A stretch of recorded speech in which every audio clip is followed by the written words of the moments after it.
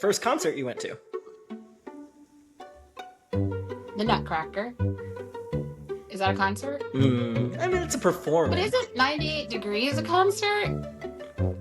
Oh, yeah. No, I'm just really bad at this speed round. Okay, I was like, I thought I answered well it, there. but made us.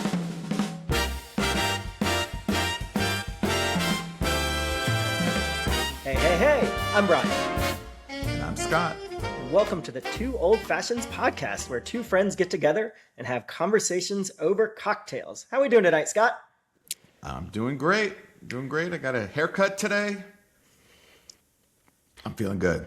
Excellent, and looking good. And also super excited to welcome my friend from high school and lead singer of Be Kind and Rewind, Tara Cornett, to join us for tonight's episode. Hi guys, thanks for having me. I'm super excited to be here. Of Your course. hair looks awesome, Scott. Oh, thank you. So Tara, we always start out with a little bit of what we're drinking. So I know it's a Two Old Fashions podcast. Don't know that you're a whiskey or old fashions drinker, but what are you up to? I have poured myself a healthy glass of Sauvignon Blanc. So Summer. that is what I would be sipping on. And that's literally all I drink, so. Savvy B for the summer. I like it. Yeah, nice and fresh. What about you, Scott? Well, today I went back to the tried and true Woodford Reserve. Also went back to the tried and true Del Marva syrup. Demerara syrup. Okay. Did some cocoa bitters, big block of ice, a little cherry, and this will be my first sip, so let's taste it. Cheers. Oh yeah, it's pretty good. Cheers. It is a double, as always, ready to go. What is that? I know, I wasn't expecting that. Ryan, what is that? All right. So I went a little off the beaten path / broke the streak of old fashions. This Is that technically grapefruit? is not. Yes, this is. I got one of those Instagram ads. This is called a branch water, which is the whiskey take on ranch water. So Okay. this may have been partially why I was a little late to recording, but here we are. I muddled some cucumber. I squeezed a grapefruit. I added a little bourbon. I shook it, and then I added a little bit of sparkling water, and we will see. I was trying to get ahead of things, right? It is going to be 147 degrees here in the DC area this weekend. Yeah. So while I feel like I could drink whiskey in most any circumstance, that is rough. So I'm looking for something that I can sit by the pool when it's 104. So we'll see how it is. Well, cheers. I think, I was told, Tara, just so you know, that I have to stay on topic today. I was told I can't deviate, but I think we're going to have a side conversation at some point. I thought it was in the bylaws. It had to be an old fashioned. So if it doesn't have to be an old fashioned, I mean, game on. The floodgates have opened. He did say it was for his health, so.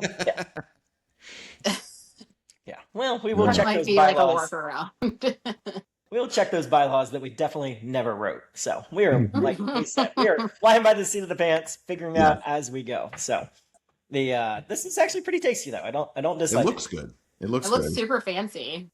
It does. I will say it looks a little better than it tastes, but it is refreshing. I thought you were gonna say it's like a spicy margarita. Like that was my first thought. But those are cucumbers, not jalapenos. I take it. No, that's correct. Those are cucumbers. Little mini cucumbers. The cutest. Adorable. Yeah. All right. So the other thing we should just get out of the way now is every week we talk about a album. Scott, do you want to go through your choice of this? I did give Tara a little heads up. I've listened and I have thoughts. Yeah. So every week, Brian and I alternate picking an album for us to listen to and discuss as kind of the first segment of the episode. And knowing that you were coming on this week and you have a 90s band, a 90s cover band, thought it would be fun to pick a song, or I should say a band, an album from the 90s. And I was trying to think of one that maybe Brian and I hadn't listened to. I don't know if you've listened to it, but I always considered Flagpole Sitta by Harvey Danger to be like one of the best one-hit wonders of all time. Like, to me, that is a classic 90s rock song. But I've never listened to that album. The album is called Where Have All the Merrymakers Gone, I believe. Mm-hmm. Brian had never listened to it. I'd never listened to it. So I thought you hadn't either. Yeah. So I thought that would be a fun album for us to listen to. I can kick things off if you would like. To me, it sounded like an album from the 90s. It sounded stereotypical 90s. It sounded to me, do you remember like in the 90s, you would buy like movie soundtracks and it was just all of like your favorite bands from the 90s, but they'd be playing songs you'd never heard of before, like Empire Records, and like I could think of um, all these awesome movies that I'd buy these soundtracks for with these 90s bands. That's what it sounded like to me. It was just like 90s music. None of it was that good. I mean, Flagpole Sitta was by far the best song on that album. I think there's no question. I feel like Flagpole, I feel like that song in particular, because I was like, I've never heard of this band before. Yeah. But I feel like it was a song that was in all of the like quintessential 90s movies. That's why it's funny that you said like movie soundtracks. I feel like it was like in the cut scenes of like 10 Things I Hate About You. Yeah. Like I feel like I definitely heard that song before, and then I looked and there were like multiple remakes, so I was like, clearly this song is something. But yeah, total quintessential 90s. It made me think of like the big baggy jeans and the Doc Martens and just high school. That's how it made me feel. So I did some research on it. Rolling Stone magazine said it was the 25th best song of the 90s. That's strong. That's pretty strong. Strong, right? Yeah. And somebody else said it was the best song of that year. Oh, really? Mm-hmm. I mean, I believe it. I think it's a fantastic song. I don't understand. I mean, Tara, like you're a musician. I've always wondered this. How does a band write such a good song one time? Like they can't do it a second time. Like how do they all just have one good song in them and they don't have that second song? I think sorry, I have an orange cat and he's got the brain cell apparently today. So he's like zooming.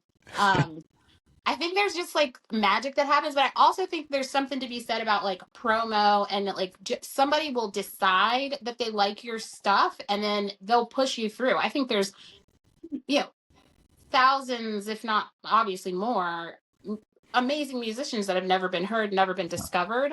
So it's kind of like, one of those things. And it also depends on what's going on, like in society, what's going on just in general, whether or not people decide that they like that particular song at that moment. Yeah. But then I think you can find special things about every song. It just depends on your tastes and whatnot. I came ready to fight over whether or not that was the best one-hit wonder. Okay. Like, so I put on a playlist of like 90s one-hit wonders, and like bangers were coming up, like What's Up by Four Non Blondes, like all these different songs. And so then when I listened, but I hadn't listened to this one. And then when I listened to it, I was like, I guess, so it is. I mean, it's a good song, but it kind of just, it has the 90s feeling that like I said, it just reminded me of high school and like all those movies and everything like that. So yeah, I think the movies too. Like I also did a little bit of research and I saw it was used in the promo for Disturbing Behavior, which has my wife's celebrity crush James Marsden in it. Katie Holmes, adorable. The movie did not get good reviews, but I do remember, Tara, like definitely seeing with some of our friends in high school. Yeah, exactly. It's like a whole little montage started going on off in my head. So, but I'm with you. Like, so if you had to pick a top 3-ish one-hit wonders from the 90s ahead of this song, what would you have picked? Because I've got a couple. So definitely What's Up. I mean, like that's an iconic song. And then like Summer Girls by LFO, because I'm more of a pop girl, you know, but like, and then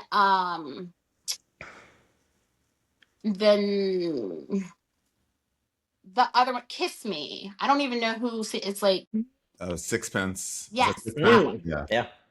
I'm just trying to think of songs that like, but I mean, the list just goes on. There's so many good. There's so many. Yeah. When I was listening to the playlist, I was like, that was a one-hit wonder. That was a one-hit wonder. So, nice, best decade for music, hands down. I don't care. I'll die on that hill. I mean, it is your biz, so I get that. So a couple that showed up on when I was Googling these kind of things. One, I think, is a really good one. You Get What You Give by the New Radicals. That I was think, what I was about to name. Yep. Uh-huh. and that one, that and Summer Girls, both kind of like reference very timely pop culture things, other artists. So it kind of freezes you in that moment of time, which I thought was great. And then the other one, which I would put above Flagpole Sitta, just because it's, I think, so iconic, is Closing Time by Semisonic. Like, Oh, yeah. Like, they still play that. yeah, Didn't they have a second song though? Is that a one-hit wonder? Didn't they have Google a second thought so. song? Google thought so. I mean, Google wins. if you can name the next hit, Scott, I will gladly I defer. can't. I'm drawing a blank, but I think. Well, I don't know. So that was my question though. So you listened to the album. You guys listened to the album. Did you think they had another hit on that album? Was there a potential for them to have a second hit? I struggled to listen through the whole thing, so I would say no. I thought Jack the Lion, which was like the 6th or 7th song on that album, I thought that could have been a single. It wasn't as good as Flagpole Sitta, but I think think. you just like saying Flagpole Sitta. I mean, what does that even mean, right? Like, what a name. What does that even mean? Nobody knows. It's provocative. Gets the people going. Like, how do you get up there? The other thing I wondered about them, so that album came out in 1998, and they're from Seattle. So, like, they missed grunge. But 98 was, like, right before nu metal hit, right? Right before Korn and Limp Bizkit hit and Kid Rock and all that music that I can't stand. Like, I feel like they were just in the wrong place at the wrong time. Like, if they were a couple years earlier. See, I was thinking they're very like Eve 6, Our Lady Peace, like that whole genre. So I don't know. And then transparently, I thought Flagpole Sitta, which yes, we will just keep saying that, was kind of like Basket Case, but by Green Day, but not as good. Yeah. Well, that's what I was gonna say too. Like they were, there's they probably could have been bigger if there weren't so many other bands that were like very similar to them. Yeah. Around at the time doing arguably better, more catchy songs. Yeah. So. Well, I mean, at the end of the day, we can say we listened to the album. Yes. As I tell my kids, there is a unlimited supply of music out there. You can never listen to all of the music that you want to in your life. It's impossible. But I'm excited that we crossed this album off our list. And I gotta say, I think it's really cool that you guys pull out like oldie but goodie, like an album that a lot of people probably haven't heard. You never know when they could have like a resurgence. Exactly. Well, and Scott's just really trying to help out fellow artists. He has an album on Spotify, and recently told me that every year he'll get a check for 20 cents, and he just really wants Harvey Danger to get their check as well. That's right. Well, they definitely got a couple of checks. That's right. They got a couple of cents from us this week. Right. So there you go. Awesome. I think that transitions nicely into the reason we wanted to bring Tara on. I was lucky enough, Tara's band, Be Kind and Rewind, came to Leesburg, Virginia, 3-4 months ago, Tara? Yeah, it's been a minute. Yeah, so saw that she was coming, was like, oh my gosh, we got to go. Got a different high school friend of ours to go, and just had a blast. And just seeing you and your bandmates up there on stage, just making music and knowing how important that was to you in high school. I just thought it'd be fun to have you on and just hear about your musical journey. As I mentioned, Scott is a talented musician as well. He has an entire album on Spotify about the Washington Nationals, as well as some other things. So you two can probably handle all the nitty-gritty stuff, but I just thought it'd be fun to hear about it. So just kind of kicking off, Tara, like, how did you get into music? Like, what do you remember as a kid? So I come from, I'm biracial, and so my father's family, my grandfather was a pastor, so they're like the whole family sings gospel, and then my mom's side is from like the mountains, like they're mountain folk, Appalachia. And so my grandfather was really into bluegrass and like Christian country songs. And so it's like this, music has always been a part of my life and my family's life, just in general. It's always on, or I don't remember there being a time when music wasn't something. And so, I remember sitting at my grandfather's like foot, and he'd be sitting there playing the banjo, and we'd be singing bluegrass. Like that was what we did. And then when we went to my, dad's house, we'd all be in a circle, and they'd be belting out gospel. And so it's like this just interesting mix. And so I've just always sang. And then once I got into school, if there was something that had to do with singing, whether it was like theater or choir or, anything, I was in it. And then as things progressed, I became more of a soloist, and I just never stopped, I guess. The only time that I didn't sing out in public, I guess, would be when I started to have kids, because it was, everything changes. Um, and then this happened, and it's kind of a culmination of a lifelong journey. Yeah. But I don't play an instrument. I am teaching, I'm taking piano lessons, which I've practiced every day since last Wednesday. I'm calling myself Beethoven because the song my teacher told me to learn is Ode to Joy. So yeah, that's kind of how it started in a nutshell. So we were talking before we hit the record button, and you said that you tried to do the singer-songwriter thing. Mhm. So talk about that, right? So you have music in your life, your entire upbringing. Yeah, And then at some point you decide, I want to start playing music. You want to strike it big, like we all did, right? Like you wanted of to course. do it for a living. Like how did that transition happen?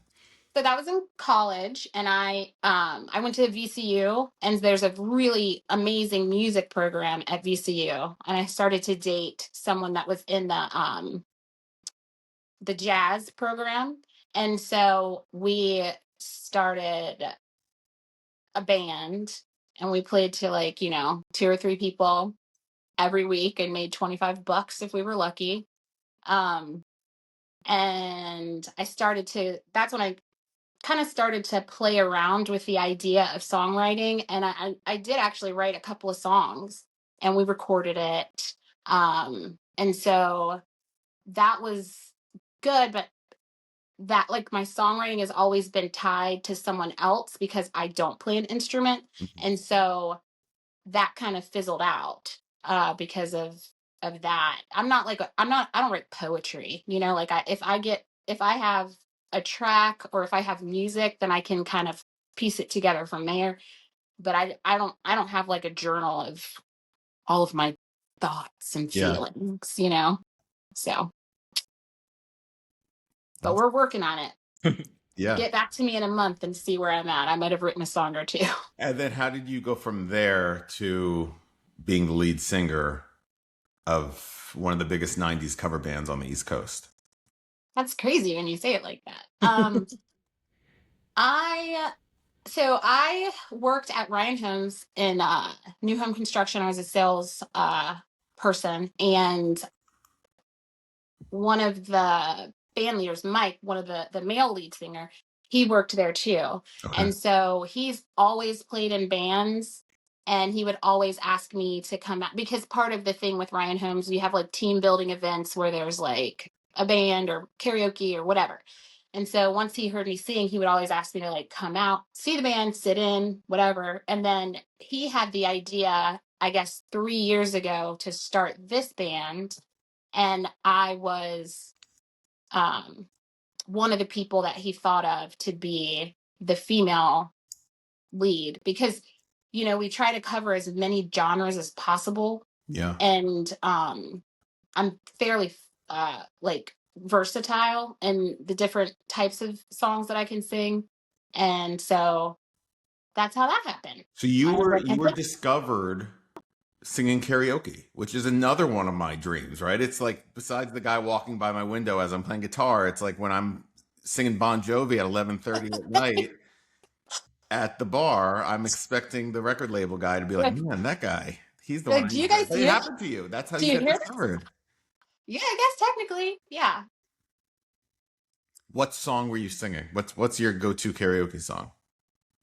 Oh gosh. I sing it just depends on my mood. If I'm feeling sassy, I'll get up and do like some bodyguard, like, or Oh, no, what is that? Queen of the Night. I like singing that one because I can like shake my hair and be obnoxious. Or I'll sing some I Will Always Love You if I'm feeling dramatic. Um, but I think the first song Mike heard me sing was Ain't No Sunshine. Mm. So okay, soul. mm.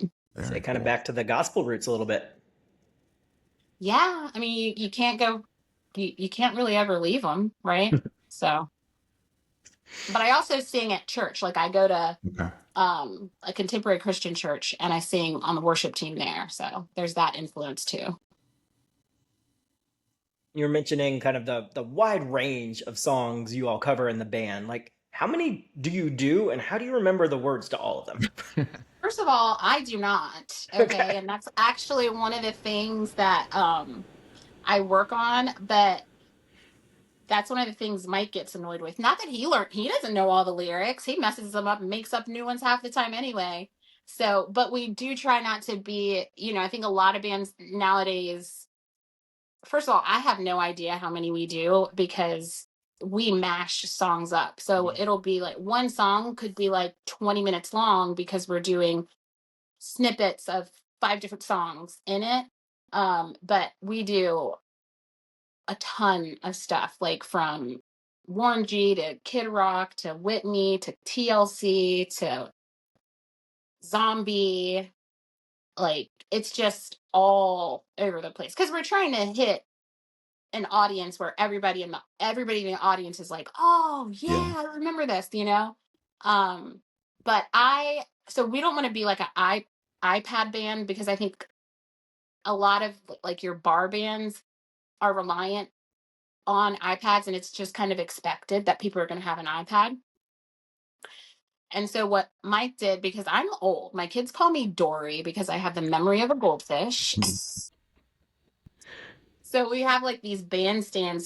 They're like these stands that have our logo on it where I can sit the iPad and then like just come back and reference it. I'm like not standing there looking at it the entire time, but if I'm just like, oh crap, this chorus is coming up or this verse is coming up and I can't remember I just need the first line most of the time. But some of them I've got them. I mean, it's been 2.5 years. If I don't know the lyrics at this point, Yeah. Are you guys messing with the set list at all? Like, are you still introducing new songs? Like, yeah, Flagpole Sitta, are you going to bring that back to the band and say, like, hey, we no, got to add this? not. Good try, Scott. Not. Good try. That was smooth.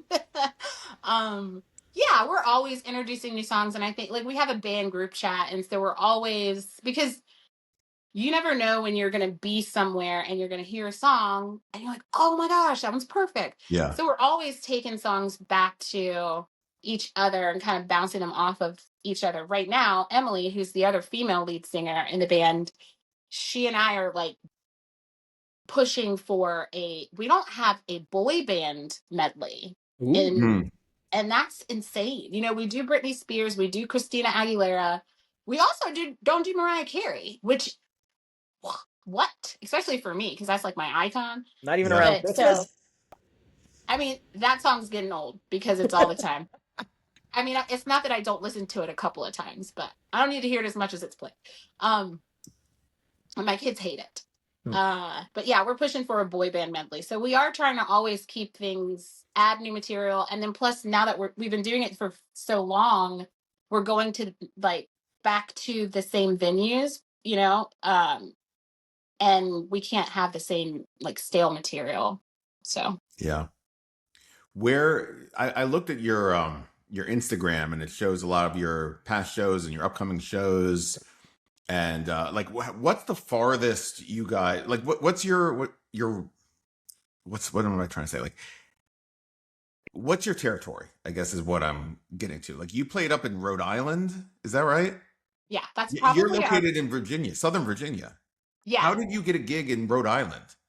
So we have two different agents. We have um and I don't know as much about this as Mike does, because Mike and Jason are the two that kind of interact with the agents the most. Because they're also in another band called Mashup, and so they have more connections. So we have an agent that does our stuff that's primarily north, and it's called P&G. And then we're also with East Coast, and that's more like, I think, like Central Virginia. So they do that. And then also, like if I was able to reach out to a venue and I could like send our promo stuff and book it independently, but it's just, kind of easier when you have an agent. But yeah, I mean, we've been to, which is also insane to say, but we've been to Rhode Island. We we were just in Pennsylvania and Ohio. I've never even been to Ohio in my life, which we were at this place called Versailles Vineyard and like Resort and Spa. It was the coolest place I'd ever been. Like they had different restaurants. Like that, I think that's my favorite part, tangent, is being able to go to all these different places that I would never go to for any reason and be able to experience it. Half the time the money that I make, I'll put back into being able to stay an extra day so that I'm able to actually go to all these places. So it's kind of like a, paid / free vacation for me. Yeah. But we've been to Tennessee, we've been to South Carolina. I don't think we've been anywhere further south than South Carolina, but kind of like that. I don't know geography, but I envision that as kind of like a diamond shape. I mean, it's a pretty big territory. Yeah. You ever do the Delaware beaches or the Maryland beaches, like Secrets or any of those gigantic clubs? Not yet. We are going back to, so in August, we have a tour where we're going to do a festival in Long Island, a show in Yonkers, and then we're playing like the Mojave Casino. Oh yeah, Mohegan Sun. That, Yeah. that's what she said. Yeah. So that'll be really exciting. So fun fact, I have something that I call carcolepsy. Like when I get in the car, you got a good 2 hours out of me and then I'm out. Like I Oh, fall asleep. It's narcolepsy. actually, I feel like I could be clinically diagnosed. And so I'm a passenger princess. 9 times out of 10, they just remind me, hey, we've got a gig going up. And then I just get in a car and I go. But I don't really Is that what you pay guys do? attention. Is it van life though? Like if you're playing in Rhode Island, do you guys hop in a van? You have a trailer that you pull behind, or like how? What do you do? So normally we will rent a van, and then one of our band members, he likes to drive his car, and it's a truck, so that gives a lot of storage. And then like the vans we rent are like the big like sprinter vans, and so they can put like a seat, like the back row down. So that normally gives us enough storage. And then we normally try to stack gigs if they're far. So we'll do like a logical route and stay at like an Airbnb, or if the venue provides hotels, we'll stay at hotels. So we normally try to break it up. But honestly, like the last time we just got back, not this past weekend, but the weekend before, from Ohio and Pennsylvania. And on the way back, we were stopping for food and we found a castle to eat at, and it was like the best food ever. Some random place in Pennsylvania, and it also was attached to like one of the top 10 golf courses in the country. So the drive is actually part of, like, sometimes that's the best part, of Yeah. the trip, because of and we actually like each other too, so there's no like drama, so we have a good time together. So Who gets to decide the music? the driver. Driver. Okay. Yeah. And that's always fun too, because they're all like these audiophiles, and like they all are like, no, play this song. And then they're like, do you see this note? What about this? Let's play that again. And then um so it's fun. It really is. I'm thoroughly, like, very, very blessed to be a part of it. Yeah. There was a second there, Tara, when you said castle. I was like, please tell me she's not talking about White Castle and those That's little where mini my head went. bears. That's where my head went. I'm so classy. We When you found the said when White you said attached Castle. to a golf Yeah. course, I was like, probably not, but there's still a chance. So No, it was like this venue. They had like, it was awesome.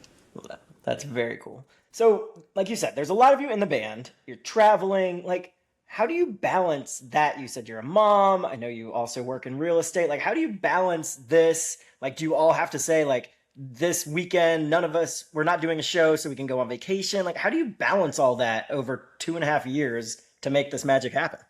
Brian and I can barely find time to record the podcast. I don't know how Yes. you like plan travel with all these people. Well, I do look at it as a job and I treat it like that. My kids know that it's like that because it is something that is important to me. My kids are also a little bit older. So, sorry, I'm trying to get back into my, oh, there it is. So my kids are um, turning 9, 13, and 16. And so they're at the point, especially because I was divorced in January 2025, like we're at a point now where we have a system going and I've had to put more responsibility on them because number one, they need to be responsible adults that are able to enter society.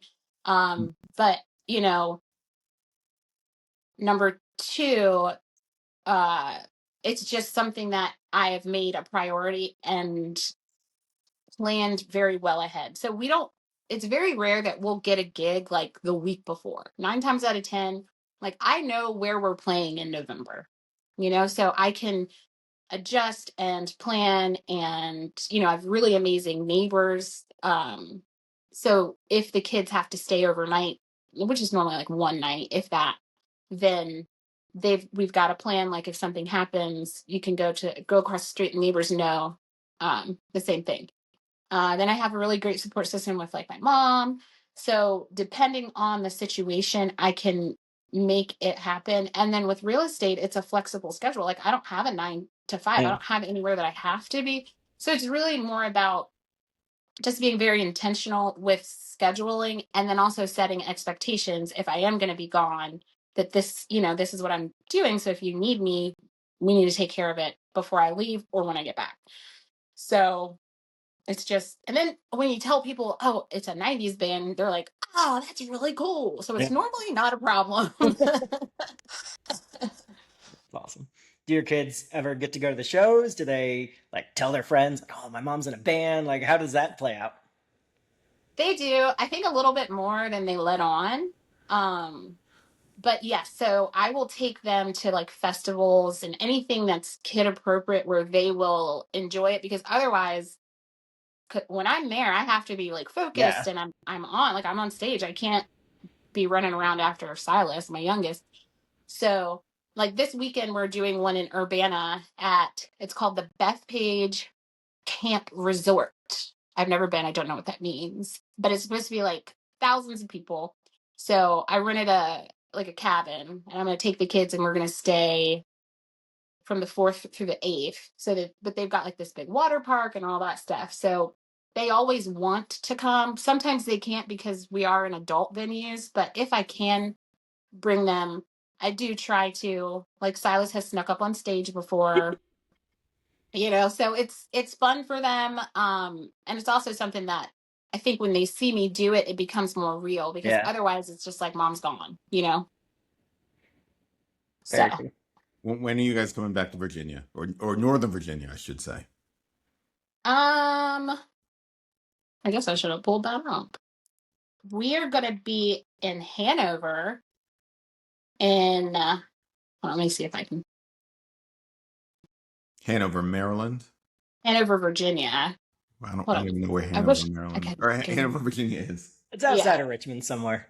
Oh, It's like north of Richmond. Yeah. Sorry, my thing's messing up. I think it's near where King's Dominion is, Scott. gotcha. Okay.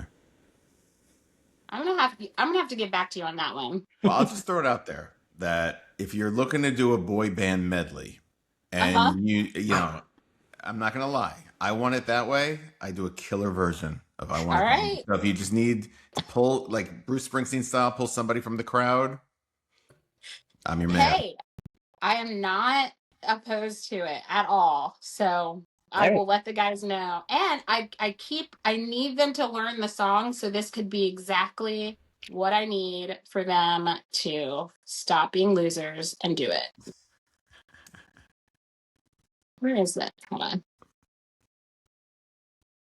Anyway, so Yeah.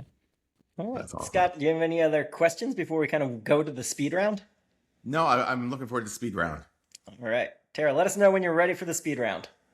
what's the speed round? Just random fire, like super quick questions, mostly like firsts and favorites and least favorite things. Okay. All right, I'm ready. All right. First concert. 98 Degrees Ooh. with See? Jessica Simpson before they were together. Boy band right there. All right. First album you remember buying? Mariah Carey. Huh. No, Wilson Phillips. Okay. First public performance you remember doing? I was Auntie Anne in my elementary school's performance of The Wiz. Very cool. Auntie M? Whatever her name is. Yeah. Nailed it. First concert you went to? The Nutcracker. Is that a concert? I mean, it's a performance. But isn't 98 Degrees a concert? Oh, yeah. No, I'm just really bad at this speed round. Okay, I was like, I thought I confused as answered well it, but there. tomato, tomato. Somebody should have edited these things. All right. Favorite song to sing at your shows? I love singing "You Ought to Know" by Alanis Morissette. It's probably my favorite because I can get into it. I had a work retreat last summer, and apparently karaoke was a big thing with this company, and so they rolled the thing out. First person that comes out sings that, and I was like, "Oh, we are in for a night!" opening the I love it. opening the corporate retreat with Alanis Morissette's "You Ought to Know." Good. There's lots of lovely language in that. Yeah, in that song. I was not prepared. Least favorite song to sing at a show. It's like something you see on the set list, and you're like, "Oh God." I really dislike singing "Back That Thing Up." So most of the time I'll just walk off the stage and not do it. But sometimes, oh wait, here's my thing. So yeah, that would be my least favorite. All right. I also remember back to our high school days, that was like the ending song at either a homecoming or a prom. And Yeah. as you probably recall, I'm not much of a dancer. So I was hoping for like a slow song to just end the night on and like end on a high note. But nope, we went with that. It was the ratchet 90s. Of course we ended up on that song. A favorite venue you've been to? I really like the one up in Ohio. It's called Ocean Mist, and it's literally hanging, like half of the bar is hanging over the ocean. And the crowd is just always into it, whether they are there for us specifically or not. Like, it's just a really good time. And I found lots of people the people in Rhode Island are just super nice. So, Okay, so Rhode Island, not Ohio. what did I say?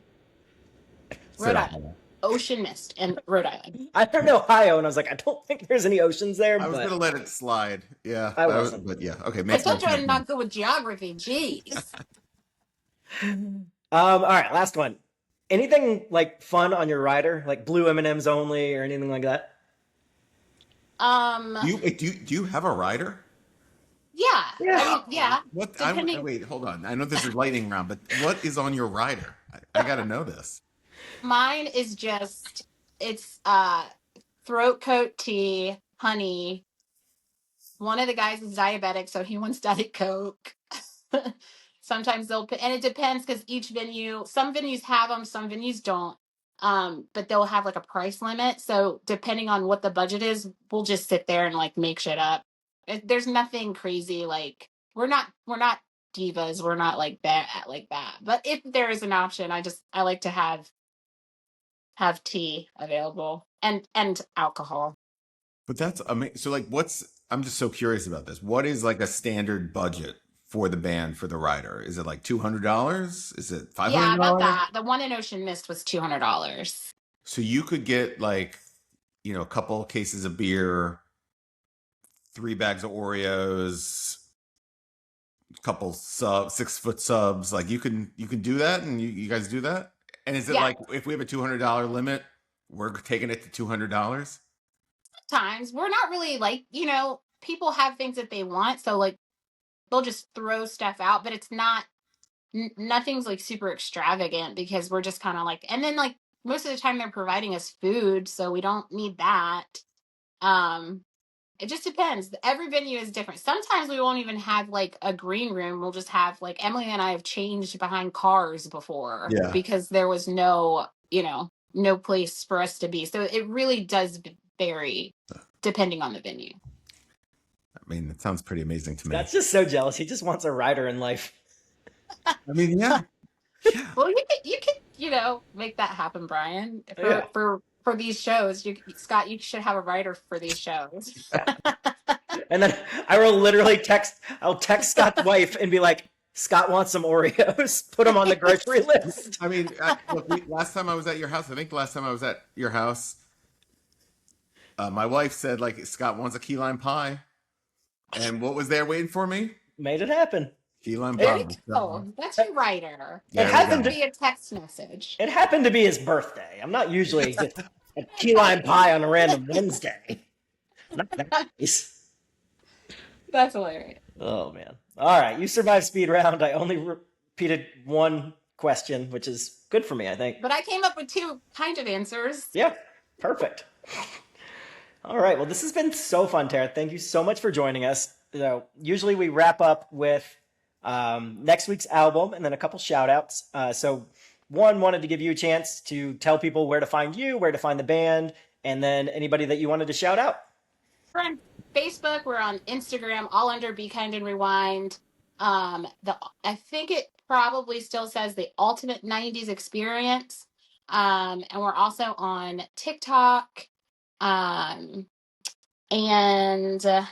you can definitely join like our mailing lists. We're on Bands in Town where you get notified when we have concerts. The next place we're going to be is the Bethpage Campground Resort down in Urbana, Virginia. And then we've got some in North Carolina, Virginia, South Carolina, Newport News. I'm looking for when we're up north, but we're going to go straight across you guys and go to New York. Port Tobacco, Maryland in September, I think, is the next one. I don't either.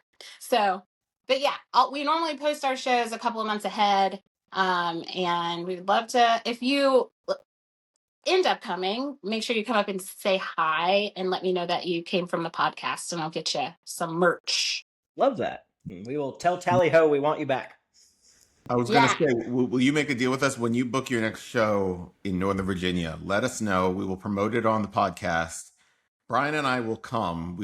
We keep talking about recording podcasts like on location. We will record on location.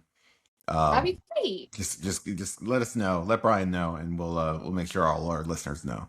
Well, we are definitely coming back to Tally Ho. We don't have a date yet, but we are. And Tally Ho is a perfect place because there's like all these like kind of tables up high where you guys could definitely set up. But I would really appreciate it, and it's a good time. And I'm so glad you guys had me. And I guess for shout outs, I would say shout out to the band because I'm a very small piece in a much larger machine. And we have a saxophone player named Kevin, amazing drummer named Frosty, a bass player named Mick. We're actually Fancy and Frank when we go out after shows and drink because we're a menace. And then we have Emily, Mike, and then Jason. We just got a new guitar player named Tyler. So we are a family, and we also have an amazing sound guy named Iron Mike, and some lovely band wives and significant others that all make it happen. So amazing. Well, my shout out is going to pale in comparison, but I just want to give a shout out to my buddy Phil over at Osso. He makes a great old fashioned, and I always go see him on Whiskey Wednesdays and have a burger. So shout out to Phil. Yay, Phil. I mean, I got 3 shout outs this week. All right. As always. I feel like 3 is the magic number. Yeah. Tara, you just be prepared to laugh and be wowed by Scott's shout outs because it's unhinged. No, why? These are real. These are real. So I first wanted to shout out my old family friends, my old neighbors, Ed and Marianne. They have a beautiful beach house in Dewey Beach. My family got to stay at their house this past week. We were house sitting for them. It was amazing. We had such a good time.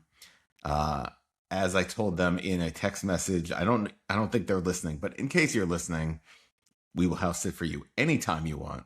I will too. It was a fantastic week up in Dewey, so that was awesome.